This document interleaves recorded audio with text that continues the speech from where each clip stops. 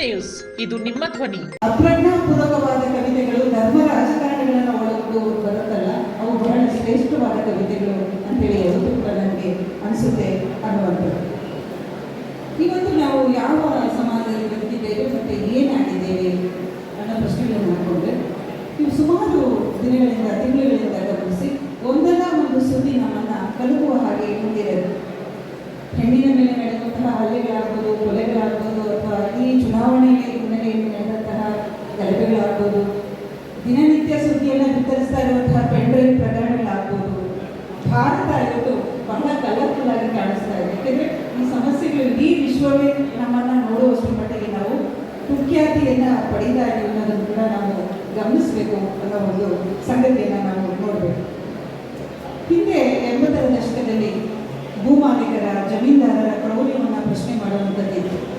ಕುದುರೆಮೋತಿ ಪ್ರಕರಣ ನಡೆದಾಗ ಇಲ್ಲಿ ಅಲ್ಲಮಪ್ರಭು ಬೆಟ್ಟದವರು ಅವರು ಕೂಡ ಇಳಿದರು. ಆ ಪ್ರಕರಣ ನಡೆದಾಗ ಜನ ಬೀದಿಗೆ ಇಳಿದು ತಾವೇ ನ್ಯಾಯವನ್ನು ಪ್ರಶ್ನೆ ಮಾಡಿ ಕೈಗೆ ನ್ಯಾಯವನ್ನು ತಗೊಂಡಂತಹ ಕಾಲ ಇತ್ತು. ಆದರೆ ಇವತ್ತು ಕಾಲ ಹಾಗೆಲ್ಲ ಬದಲಾಗಿದೆ. ಕಾನೂನು ವ್ಯವಸ್ಥೆ ಇದೆ, ಸಂವಿಧಾನದ ಬಗ್ಗೆ ಮತ್ತೆ ಮತ್ತೆ ಮಾತಾಡ್ತಾ ಇದ್ದೀವಿ, ಎಲ್ಲವೂ ಬಲವಾಗಿದೆ. ಆದರೂ ಕ್ರೌರ್ಯ ಮತ್ತಷ್ಟು ಹೆಚ್ಚುತ್ತಾ ಇರೋದನ್ನು ನಾವು ಕಾಣ್ತಾ ಇದ್ದೀವಿ ಅಂತ ಹೇಳಿ. ಅಂದರೆ ಸಮಸ್ಯೆಗಳು ಮೊದಲಿನಿಂದ ಇದೆ. ಆದರೆ ಯಾವಾಗ ಧರ್ಮ ಮತ್ತು ರಾಜಕಾರಣ ಹೆಚ್ಚೆಚ್ಚು ಪ್ರವೇಶ ಮಾಡುತ್ತೋ ಅವು ಹೆಚ್ಚು ಅಮಾನವೀಯವಾಗ್ತಾ ಹೋಗುತ್ತೆ. ಆ ಅಮಾನವೀಯವಾದಂತಹ ಇದನ್ನು ಯಾವ ಕಾನೂನು ಘಟನೆಗಳು ಕೂಡ ನಿಯಂತ್ರಿಸೋಕ್ಕಾಗಲ್ಲ ಅನ್ನೋ ಸಂಗತಿಗಳೆಲ್ಲ ಕೂಡ ನಾವಿಲ್ಲಿ ನೆನಪಲ್ಲಿ ಇಟ್ಕೋಬೇಕು ಅಂತ ಹೇಳಿ. ಆಮೇಲೆ ನನಗೆ ಯಾವಾಗಲೂ ಕಾಡುವಂತಹ ಪ್ರಶ್ನೆ, ನಮಗೆ ಇವತ್ತು ಯಾರು ಮಾದರಿಗಳು? ಸಾಕಷ್ಟು ಜನ ಸುಪ್ರಸಿದ್ಧರಿದ್ದಾರೆ, ಜನಪ್ರಿಯ ನಾಯಕರಿದ್ದಾರೆ, ಧರ್ಮಾಧಿಕಾರಿಗಳಿದ್ದಾರೆ, ಎಲ್ಲರೂ ಇದ್ದಾರೆ. ಯಾರು ಮಾದರಿ? ಬಹಳ ಆಶ್ಚರ್ಯ ಅನಿಸೋದು. ನಾವು ಯಾರು ಮಾದರಿಗಳು ಅಂತೇಳಿ ಅಂದ್ಕೊಂಡು ಹೋಗ್ತಾ ಇರ್ತೀವೋ ಒಂದಲ್ಲ ಒಂದು ದಿನ ಅವರು ನಮ್ಮ ಕಣ್ಣು ಮುಂದೆನೇ ಕುಸಿದು ಬಿಡೋದನ್ನ ಕಾಣ್ತಾ ಇದ್ದೀವಿ. ಹೀಗಿದ್ದಾಗ ನಾವು ನಮ್ಮ ಆದರ್ಶಗಳೇನು ಅಥವಾ ಯಾರನ್ನ ನಂಬಬೇಕು? ಮಠಮಾನ್ಯಗಳು ಕುಸಿತಾ ಇದೆ, ರಾಜಕಾರಣಿಗಳು ಬೆಳೆದು ಕುಸಿತಾ ಇದ್ದಾರೆ. ಯಾವುದು ನಮ್ಮನ್ನು ಕಾಪಾಡಬೇಕು ಅನ್ನೋ ಒಂದು ಪ್ರಶ್ನೆ ಸದಾಕಾಲ ನನ್ನನ್ನು ಕಾಡುತ್ತೆ ಅಂತೇಳಿ. ಇಂತಹ ಸಂದರ್ಭದಲ್ಲಿ ಇಂತಹ ಸಮ್ಮೇಳನಗಳು, ಸಾಹಿತ್ಯ ನಮ್ಮ ಮಾನವೀಯತೆಯನ್ನು ಸದಾಕಾಲ ಕಾಪಾಡುತ್ತೆ. ಅದು ನಮ್ಮನ್ನು ನಾವು ಪ್ರಶ್ನಿಸಿಕೊಳ್ಳುವಂತಹ ಒಂದು ಶಕ್ತಿಯನ್ನು ಕೊಡುತ್ತೆ ಅಂಥೇಳಿ ನಾನು ಭಾವಿಸ್ಕೊಂಡಿದ್ದೀನಿ. ತುಂಬ ಮಾತಾಡಲಿಕ್ಕೆ ಹೋಗಲ್ಲ, ಯಾಕಂದರೆ ನನಗೊಬ್ಬ 1/4 ಗಂಟೆ ಒಳಗಡೆ ಮಾತು ಮುಗಿಬೇಕು. ನೆಕ್ಸ್ಟ್ ಕೋರ್ಸ್ಗೆ ಅದು ಅನುವು ಮಾಡಿಕೊಡ್ಬೇಕು ಅನ್ನೋ ಒಂದು ಮಾತನ್ನು ಹೇಳಿದೆ. ಬಹಳ ಹಿಂದೆ ರಂಜಾನ್ ದರ್ಗಾ ಅವರ ಒಂದು ಸಂಕಲನ ಕಾವ್ಯ ಬಂತು ಬೀದಿಗೆ ಅನ್ನೋ ಸಂಕಲನ ಬಹಳ ಪ್ರಸಿದ್ಧವಾದದ್ದು. ಸಾಕಷ್ಟು ವಿಷಯಗಳನ್ನು ಅದು ಹೊಸ ಸಮಾಜವನ್ನು ನಾವು ಹೇಗೆ ನಿರ್ಮಾಣ ಮಾಡ್ತೀವಿ ಅನ್ನೋ ಕೆಲಸನ ಆ ಕಾಲದಲ್ಲಿ ಕಟ್ಟಿಕೊಟ್ಟಂತಹ ಒಂದು ಸಂಕಲನ. ಗೊಬ್ಬಿ ಗೂಡು ಕಟ್ಟುತ್ತದೆ ಬಂದೂಕು ನಳಿಗೆಯೊಳಗೆ ಎನ್ನುವ ಸಾಲನ್ನು ನಾನು ತುಂಬ ಇಷ್ಟದ ಸಾಲನ್ನು ಮತ್ತೆ ಹೇಳ್ತೀನಿ. ಆದರೆ ಇವತ್ತು ಆ ಸಾಲನ್ನು ಬಳಸುವ ಪರಿಸ್ಥಿತಿಯಲ್ಲಿ ನಾವು ಇದೀವ ಅಂತ ಹೇಳಿ. ಅಂದರೆ ಒಂದು ಕಾಲಕ್ಕೆ ಬೇಕಾಗಿದ್ದಂತಹ ಕ್ರಾಂತಿ ಗೀತೆಗಳು, ಹೋರಾಟದ ಗೀತೆಗಳು ಇವತ್ತು ಹಲವಾರು ಗೀತೆಗಳನ್ನು ಆಡಿದರು. ಮೋದಿ ಪ್ರಶ್ನಿಸುವಂತಹ ಹಲವಾರು ಮೋದಿ ವ್ಯವಸ್ಥೆಯನ್ನು ಅಂದರೆ ಎಲ್ಲವೂ ಕೂಡ ಬದಲಾಗ್ತಾ ಇದೆ. ಸಾಹಿತ್ಯ ಬದಲಾಗ್ತಾ ಇದೆ, ಹೋರಾಟದ ಸ್ವರೂಪಗಳು ಬದಲಾಗ್ತಾ ಇದೆ, ಮನುಷ್ಯರೊಳಗಿನ ಸಂಬಂಧಗಳು, ನಂಬಿಕೆಗಳು, ಪ್ರಾಮಾಣಿಕತೆ ಎಲ್ಲವೂ ಕೂಡ ಬದಲಾಗ್ತಾ ಇದೆ. ಇಂತಹ ಸಂದರ್ಭದಲ್ಲಿ ನಾವು ಯಾವ ಸಾಹಿತ್ಯವನ್ನು ಓದಬೇಕು, ಯಾರನ್ನ ಮಾದರಿಯನ್ನಾಗಿ ಇಟ್ಕೊಳ್ಬೇಕು ಅನ್ನೋ ಪ್ರಶ್ನೆಗಳು ಕೂಡ ಇಲ್ಲಿ ಬರುತ್ತೆ. ಯಾರಿಗೆ ಬಂತು, ಎಲ್ಲಿಗೆ ಬಂತು? 47ರ ಸಾಹಿತ್ಯ ಸಿರಿಗೈದವರ ಪ್ರಸಿದ್ಧವಾದಂತಹ ಒಂದು ಕವಿತೆ. ಆ ಕವಿತೆಯನ್ನು ನಾವು ಹಾಡ್ತೀವಿ ನಿಜ, ಆದರೆ ಇವತ್ತು ಆ ಕವಿತೆ ನಮಗೆ ಹೊಂದುತ್ತಾ ಅನ್ನೋ ಪ್ರಶ್ನೆಗಳು ನನಗೆ ಸದಾ ಉಟ್ಕೊಳ್ಳುತ್ತೆ. ಕ್ರಾಂತಿ ಗೀತೆಗಳಿಗೆ ವಯಸ್ಸಾಗಲ್ಲ ನಿಜ, ಆದರೆ ಮಾಡಬೇಕಾದಂತಹ ಕ್ರಾಂತಿಯ ಸ್ವರೂಪಗಳು ಬದಲಾಗ್ತಾ ಹೋಗುತ್ತೆ. ಕಣ್ಣು ಮುಂದಿರುವಂತಹ ಸಮಸ್ಯೆಗಳ ಸ್ವರೂಪಗಳು ಇವೆಲ್ಲವೂ ಕೂಡ ಬದಲಾಗ್ತಾ ಹೋಗುತ್ತೆ ಅಂತೇಳಿ. ಅವತ್ತು ಭೂಮಾಲೀಕರ ವಿರುದ್ಧ, ಜಾತೀಯದ ವಿರುದ್ಧ, ಅಸ್ಪೃಶ್ಯರ ಪರವಾಗಿ ಧ್ವನಿ ಎತ್ತಿದಂತಹ ಈ ಕವಿತೆ ಇವತ್ತು, ಇಂತಹ ಕವಿತೆ ಇವತ್ತು ಏನನ್ನು ಕುರಿತು ಮಾತಾಡಬೇಕಾಗಿದೆ ಅನ್ನೋ ಪ್ರಶ್ನೆಗಳು ಕೂಡ ಇವತ್ತು ಇದೆ ಅನ್ನುವಂಥದ್ದು. ಇವತ್ತು ಬಹಳಷ್ಟು ಜನ ಮನೆ ಒಳಗಡೆ ನೆಮ್ಮದಿಯಾಗಿ ಜೀವನ ಮಾಡಬೇಕಾಗಿದ್ದಂತಹ ಹೆಣ್ಣು ಮಕ್ಕಳು ಬೀದಿಗೆ ಬೀಳ್ತಾ ಇದ್ದಾರೆ. ಹಾಸನ ಪೆಂಡ್ರೈವ್ ಪ್ರಕರಣಗಳನ್ನು ನಾವು ನೋಡಿದರೆ ಬದುಕು ಎಷ್ಟು ಭ್ರಷ್ಟವಾಗಿದೆ ಅನ್ನೋದನ್ನು ನಾವು ನೋಡ್ಬೋದು. ಹೆಣ್ಣು ಮಕ್ಕಳ ಜೀವದ ಜೊತೆ, ಮರ್ಯಾದೆಯ ಜೊತೆ, ಅಭಿಮಾನದ ಜೊತೆ ಚೆಲ್ಲಾಟಗಳನ್ನು ಆಡಲಾಗ್ತಾ ಇದೆ. ಎಷ್ಟೋ ಜನ ಹುಡುಗಿಯರು ತಮ್ಮ ವಿದ್ಯಾಭ್ಯಾಸವನ್ನು ನಿಲ್ಲಿಸಿದ್ದಾರೆ. ಮನೆಗಳಲ್ಲಿ ಸಂತ್ರಸ್ತೆಯರ ಜೀವನ ಹದಗೆಟ್ಟೋಗಿದೆ ಅನ್ನೋದನ್ನು ನಾವು ನೋಡ್ತಿದ್ದೀವಿ. ಇಂತಹ ಸಂದರ್ಭದಲ್ಲಿ ನಾವು ಬರೆಯುವ ಕಾವ್ಯ ಯಾವ ರೂಪವನ್ನು, ಯಾವ ವೇಷವನ್ನು ತೊಡಬೇಕು ಅನ್ನೋದನ್ನು ಕೂಡ ನಾವಿಲ್ಲಿ ಯೋಚನೆ ಮಾಡಬೇಕಾಗಿದೆ ಅನ್ನುವಂಥದ್ದು. ಹೀಗಾಗಿ ಇಲ್ಲಿ ಇಂತಹ ಸಂದರ್ಭದಲ್ಲಿ ಕವಿ ಜೀವಂತವಾಗಿರ್ತಾನೆ. ಅವನು ಯಾವುದೇ ಗಡಿ ಸೀಮೆಗಳ ಬಂಧನಗಳ ಇಲ್ಲದೆ ಇರುವಂತಹ ಹಾರುವ ಪಕ್ಷಿ. ಅವನು ಎಲ್ಲವನ್ನು ನೋಡಬಲ್ಲ, ಎಲ್ಲವನ್ನು ಕಟ್ಟಬಲ್ಲ ಮತ್ತು ಎಲ್ಲವನ್ನು ಅವನು ನಿಮಗೆ ತಲುಪಿಸಬಲ್ಲ ಅಂಥೇಳಿ. ಇವತ್ತಿನ ಕವಿತೆಗಳಲ್ಲಿ ಪ್ರೆಸೆಂಟ್ ಮಾಡಿದಂತಹ ಕವಿತೆಗಳು ಈ ಥರದ ಹಲವಾರು ಸಮಸ್ಯೆಗಳನ್ನು ಬಹಳ ದಿಟ್ಟವಾಗಿ ಅವು ಪ್ರೆಸೆಂಟ್ ಮಾಡಿದರು ಅನ್ನುವಂಥದ್ದು ಬಹು ಮುಖ್ಯವಾದಂತಹ ಒಂದು ವಿಷಯ ಅಂತೇಳಿ ನನಗೆ ಅನಿಸುತ್ತೆ. ಸುಮಾರು 17 ಜನ ಕವಿಗಳು ಕವಿತೆಗಳನ್ನು ಮಂಡಿಸಿದರು. ಆ ಎಲ್ಲ ಕವಿತೆಗಳು ಒಂದಲ್ಲ ಒಂದು ಕಾರಣಕ್ಕೆ ವಿಶೇಷವಾಗಿದ್ದು ಅಂತೇಳಿ ಒಂದೊಂದು 2 ಸಾಲುಗಳನ್ನೆಲ್ಲ ಕವಿತೆಗಳ ಮುಂದೆ ನಾನು ಇಲ್ಲಿ ಹೇಳಲಿಕ್ಕೆ ಇಷ್ಟಪಡ್ತೀನಿ. ದೀಪಾ ಬುದ್ಧೆಯವರ ಒಂದು ಕವಿತೆ ಅಪರಿಚಿತವಾದಂತಹ ದೇಹ ಮತ್ತು ಮನಸ್ಸುಗಳ ಸಂಘರ್ಷವನ್ನು ಕವಿತೆಯಲ್ಲಿ ಹಿಡಿದಿರುವುದು ಹೇಗೆ ಅನ್ನೋದನ್ನು ಬಹಳ ನಾಜೂಕು ಎಳೆಗಳ ಮೂಲಕ ಅವರು ಕಟ್ಕೊಟ್ರು. ವಿಲ್ಸನ್ ಕಟೇಲ್ ಈಗಾಗಲೇ ಸಾಕಷ್ಟು ಜನ ಯಾವಾಗ ಒಬ್ಬ ಕವಿ ಮತ್ತು ಅವನ ಕವಿತೆ ಜೀವಂತವಾಗಿರುತ್ತೆ ಅಂತ ಹೇಳಿದ್ರೆ ಅವನು ಎಲ್ಲರೂ ಹೇಳಿದ್ದನ್ನೇ ಹೇಳ್ತಾ ಇರ್ತಾನೆ ನಿಜ, ಆದರೆ ಹೇಳೋದನ್ನ ಭಿನ್ನವಾಗಿ ಅವನು ಕಟ್ಕೊಡ್ಬೇಕಾಗುತ್ತೆ. ಯಾಕೆಂದರೆ ಇದೇ ಸೂರ್ಯ, ಇದೇ ಚಂದ್ರ, ಇದೇ ಕಡಲು ಇದನ್ನು ಹಲವಾರು ಶತಮಾನಗಳಿಂದ ನಾವು ಬರ್ಕೊಂಡು ಬಂದಿದ್ದೀವಿ. ಆದರೆ ಅದನ್ನು ಹೇಳುವ ರೀತಿಯ ಭಿನ್ನತೆ ಇದೆಯಲ್ಲ, ಇವತ್ತಿನ ಸಂಕಟಗಳನ್ನು, ನೋವುಗಳನ್ನು, ಜೊತೆಗೆ ನಲಿವುಗಳನ್ನು ಕೂಡ ಕಟ್ಕೊಳ್ಬೇಕು. ಇದು ಒಬ್ಬ ಕವಿಯ ಕರ್ತವ್ಯ ಅಂತೀವಿ. ವಿಲ್ಸನ್ ಕಟೇಲ್ ನಿಷೇಧಕ್ಕೊಳಪಟ್ಟ ಒಂದು ನೋಟು ಅನ್ನೋ ಸಂಕಲನದಿಂದ ಸಾಕಷ್ಟು ಸುದ್ದಿಯನ್ನು ಮಾಡಿದವರು. ಅವರು ಕಿತ್ತಳೆ ಹಣ್ಣಿನ ಸುಲಿಯುವಿಕೆಯನ್ನು ತಗೊಂಡು ಒಂದು ಹಣ್ಣನ್ನು ಸುಲಿತಾ ಎಲ್ಲರೂ ಹಣ್ಣನ್ನು ಸುಲಿತೀವಿ, ಎಲ್ಲರೂ ಹಣ್ಣನ್ನು ತಿಂತೀವಿ. ಆದರೆ ಸಂದರ್ಭದಲ್ಲಿ ಹುಟ್ಟುವ ಆಲೋಚನೆಗಳಿದೆಯಲ್ಲ, ಅದು ಒಬ್ಬ ಸೂಕ್ಷ್ಮ ಸಂವೇದಿಕರಿಗೆ ಮಾತ್ರ ಕಟ್ಕೊಡುವಂಥದ್ದು. ಅದು ಸಿಪ್ಪೆ ಬಿಡಿಸುವ ಕೈಗೆ ಬೇಡಿಯನ್ನು ತೋರಿಸ್ತಾಗುತ್ತೆ ಅಂತ ಹೇಳಿ, ದಳದಳದಂತೆ ಕಮಲದಂತೆ ಅರಳಿ, ಆ ದಳಗಳು ಬಿಚ್ಕೊಳ್ಳುತ್ತಲ್ಲ ಹಲಸಿನ ಕಿತ್ತಳೆಯ ತೊಳೆಗಳು, ಅದು ಹರಡುವ ಕ್ರಿಯೆ ಕಮಲದಂತೆ ಹರಡುತ್ತೆ. ಅಂದರೆ ಈ ಕಮಲ ಅನ್ನೋದು ಹೇಗೆ ಕಾಣುತ್ತೆ? ಒಂದು ಕಾಲದಲ್ಲಿ ಕಮಲ ಅನ್ನೋದು ಬಹಳ ಸಲೀಸಾಗಿ ಬಳಸ್ತಾ ಇದ್ವಿ, ಆದರೆ ಇವತ್ತು ಕಮಲ ಅನ್ನೋ ಪದವನ್ನು ಬಳಸಬೇಕಾದ್ರೆ ಬಹಳ ಎಚ್ಚರಿಕೆಯಿಂದ ನಾವು ಬಳಸ್ತೀವಿ.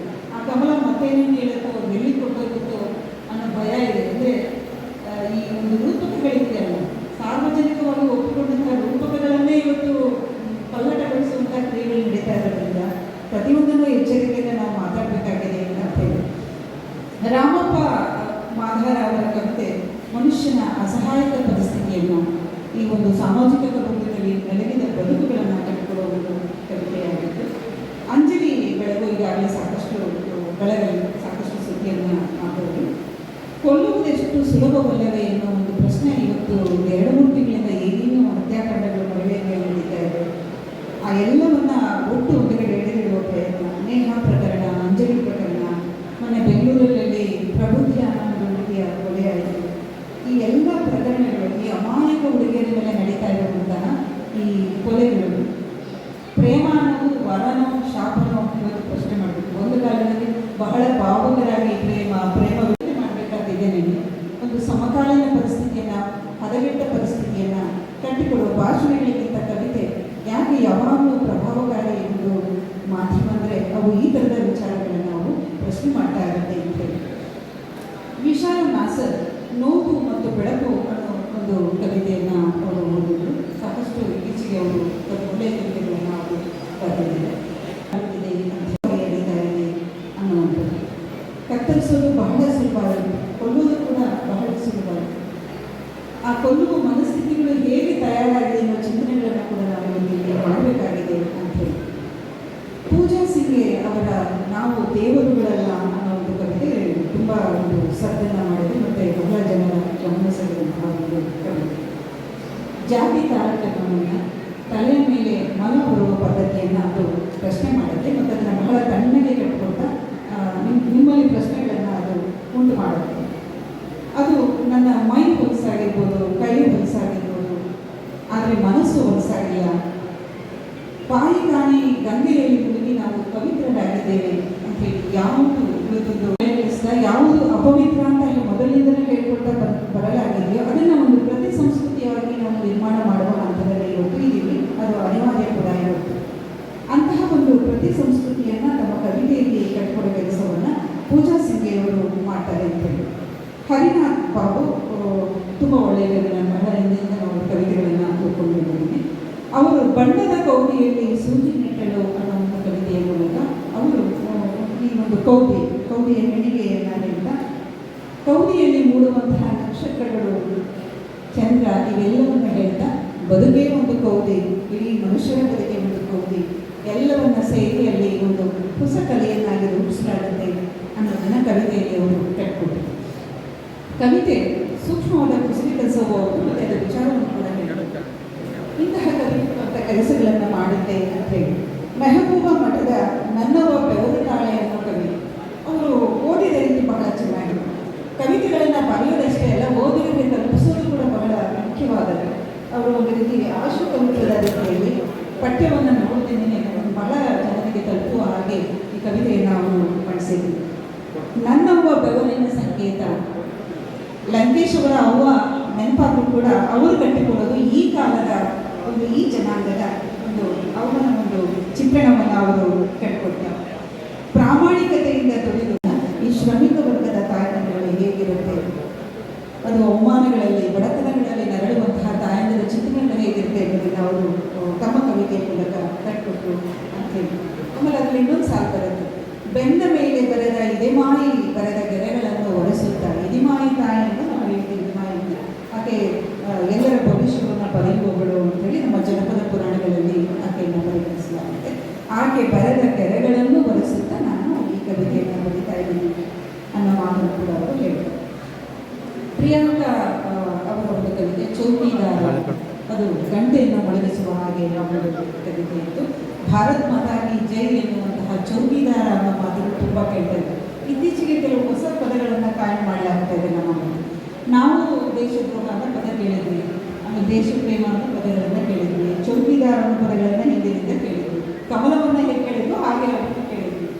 ಆದರೆ ಆ ಪದಗಳ ಬಳಕೆ ಆಗ್ತಾ ಇರುವಂತಹ ಕಾಂಟೆಕ್ಸ್ಗಳು ಹೇಗಿದೆ ಅನ್ನೋದನ್ನು ನಮಗೆ ಗಮನಿಸಬೇಕು. ಚೌಕಿದಾರರು, ಆಮೇಲೆ ಎದೆಯ ಅಳತೆ ಇಷ್ಟಲ್ಲ, ಇಷ್ಟ ಹಂಚಿದೆ, ಈ ಥರದ್ದು ಕೆಲವು ವಿಶೇಷವಾದ ಮಾತುಗಳನ್ನು ನಾವು ಇವತ್ತು ಕೇಳ್ತೇವೆ. ಯಾಕೆ ಇಂತಹ ಪದಗಳನ್ನು ಹೊಸದಾಗಿ ಹುಟ್ಟು ಹಾಕಲಾಗ್ತಾ ಇದೆ? ಇದು ದೇಶ ಪ್ರೇಮದ ಸಂಕೇತವೋ, ದೇಶದ್ರೋಹದ ಸಂಕೇತವೋ, ಅಥವಾ ಹೊಸ ಪರಿಭಾಷೆಯೋ, ಇದೆಲ್ಲವನ್ನು ಕೂಡ ನಾವಿಲ್ಲಿ ಗಮನಿಸಬೇಕು ಅಂತೇಳಿ ಈ ರೀತಿ ದೇಶವನ್ನು ಕಾಯುವಂತಹ ಚೌಕಿದಾರರನ್ನು ಪ್ರಶ್ನೆ ಮಾಡುವಂತಹ ಒಂದು ದಿಟ್ಟತನದ ಮಾತುಗಳು ಇಲ್ಲಿ ಬರುತ್ತೆ ಅನ್ನುವಂಥದ್ದು. ರಮೇಶ್ ಬನ್ನಿ ಒಬ್ಬ ಅವರ ಒಂದು ಬಿಕ್ಕಳಿಕೆ ಅಂತೇಳಿ ಈ ಕವಿತೆ ರೈತರ ಒಂದು ಭಾವನೆಗಳನ್ನು ಕುರಿತು ಬರೆದಂತಹ ಒಂದು ಕವಿತೆ. ಹಸಿರು ಶಾಲೆಗಳನ್ನು ಪುಸ್ತಕ ಬರುತ್ತೆ. ಹಸಿರು ಶಾಲೆ ಅನ್ನೋದೇ ಸಂಕೇತ, ನೀಲಿ ಶಾಲೆ ಅನ್ನೋದು ಕೂಡ ಒಂದು ಸಂಕೇತ, ಒಂದು ಜನಾಂಗವನ್ನು, ಒಂದು ವಿಚಾರವಾದವನ್ನು ನಾವೆಲ್ಲವೂ ಕೂಡ ಪ್ರತಿನಿಧಿಸ್ತವೆ ಅನ್ನುವಂತಹ ಒಂದು ಮಾತು. ಮುರ್ತಜಾ ಬೇಗಂ ಅವರ ಸತ್ತು ಬಿಡಿ ಸಾಯದಂತೆ ಅನ್ನೋ ಒಂದು ಕವಿತೆ ಕೂಡ ಹೆಚ್ಚು ಕಮ್ಮಿ ಎಲ್ಲವೂ ಕೂಡ ಸುದ್ದಿ ಮಾಡಿದ ಕವಿತೆಗಳೇ. ಯಾವುದನ್ನು ಚೆನ್ನಾಗಿದೆ, ಯಾವುದನ್ನು ಚೆನ್ನಾಗಿಲ್ಲ ಅಂತ ಹೇಗೆ ಹೇಳಲು, ಎಲ್ಲವೂ ಕೂಡ ಹಿಂದಿನ ಒಂದು ತಲೆಮಾರನ್ನು ವಿಶೇಷ ಅಂದರೆ ಇವತ್ತು ನಾನೊಂದಷ್ಟು ಜನ ಕವಿತೆಗಳನ್ನು ಓದಿದ್ದೆ, ಕೆಲವರನ್ನು ಮುಖತಃ ನೋಡಿರಲಿಲ್ಲ ನಾವು. ಆ ರೀತಿಯ ಪ್ರತಿಭಾವಂತ ಹಲವಾರು ಕವಿಗಳಿದ್ದಾರೆ, ಹಲವಾರು ವೈಚಾರಿಕ ಹಿನ್ನೆಲೆಗಳಿದೆ. ಮುಖ್ಯವಾಗಿ ತಾವು ಬರೆಯುವ ಕವಿತೆಗಳಲ್ಲಿ ಅವರಿಗೆ ನಂಬಿಕೆ ಇದೆ ಅನ್ನೋದನ್ನು ನನಗೆ ಸ್ಪಷ್ಟವಾಗಿ ಗುರುತಿಸಿದ್ದೀನಿ ಅಂತೇಳಿ. ಮುರ್ತಜಾ ಬೇಗಂ ಅವರು ಸತ್ತು ಬಿಡಿ ಸಾಯದಂತೆ ಅನ್ನೋ ಒಂದು ಕವಿತೆಯಲ್ಲಿ ಮರ್ಯಾದೆ ಹತ್ಯೆಯನ್ನು ಕುರಿತು ಮಾತಾಡ್ತಾರೆ. ಮುನ್ನ ಜಾತಿ ಪಂಥ ನೋಡಿ ಬಿಡಿ, ಏನಾಗ್ತಾ ಇದೆ, ಹಿಂದೂ ಮುಸ್ಲಿಂ ವಿವಾಹಗಳು ಹೋಗಿ ಎಲ್ಲಿ ತಲುಪ್ತಾ ಇದ್ದಾರೆ, ಅಥವಾ ಅಲ್ಪಸಂಖ್ಯಾತರ ಒಳಗಡೆನೇ ನಡೀತಾ ಇರುವಂಥ ವಿವಾಹಗಳ ದುರಂತಗಳೇನು ಅಂತೀವಿ. ಹಾಗಾಗಿ ಅವರು ಪ್ರೀತಿಸುವವರಿಗೆ ಒಂದು ಆದೇಶ ಅನ್ನೋದಕ್ಕಿಂತ ಒಂದು ಮಾತನ್ನು ಹೇಳ್ತಾರೆ. ನೀವು ಪ್ರೀತಿಸೋದಕ್ಕಿಂತ ಮುಂಚೆ ಪರಸ್ಪರ ಜಾತಿಗಳನ್ನು ಚೆಕ್ ಮಾಡ್ಕೊಳ್ಳಿ, ಈ ಮದುವೆ ಮುಂದೆ ಸಕ್ಸಸ್ ಆಗುತ್ತೆ ಅನ್ನೋ ಆಲೋಚನೆಗಳನ್ನು ಮಾಡ್ಕೊಂಡು ಮದುವೆ ಮಾಡ್ಕೊಳ್ಳಿ. ಯಾಕೆಂದರೆ ಈ ಕ್ರೌರ್ಯಗಳನ್ನು, ಕೊಲೆಗಳನ್ನು ನೋಡ್ತಾ ನೋಡ್ತಾ ಎಲ್ಲೋ ಒಂದು ಕಡೆ ಮನಸ್ಸು ಈ ರೀತಿ ಅಲ್ಲದೆ ಹೇಳೋದು ಸಾಧ್ಯ. ಪ್ರೀತಿಸಿದವರೆಲ್ಲರೂ ಕೂಡ ತಮ್ಮ ವೈವಾಹಿಕ ಜೀವನದಲ್ಲಿ ವಿವಾಹದ ಹಾದಿಯಲ್ಲಿ ಯಶಸ್ವಿ ಆಗ್ತಾರ ಅನ್ನೋ ಪ್ರಶ್ನೆಗಳು ಕೊಟ್ಕೊಳ್ಳುತ್ತೆ. ಹಾಗಾಗಿ ಅವರ ಎಚ್ಚರಿಕೆಯ ಮಾತು, ಪ್ರೀತಿಸುವ ಮುನ್ನ ನಿಮ್ಮ ಜಾತಿ ಪಂಥಗಳನ್ನು ಅವರಿಗೆ ಕ್ರಾಸ್ ಚೆಕ್ ಮಾಡ್ಕೊಳ್ಳಿ ಅನ್ನೋದನ್ನು ಅವರು ಹೇಳ್ತಾರೆ. ಇದು ಹೊಸ ಜನಾಂಗಕ್ಕೆ ಬೇಕಾದಂತಹ ಒಂದು ಮಾತು ಅಂತೇಳಿ. ಅದು ಹೇಳಿದ್ರು ಕೂಡ ಪ್ರೀತಿ ಅನ್ನೋದು ಪ್ರೇಮ ಜಾತಿ ಪಂಥಗಳನ್ನು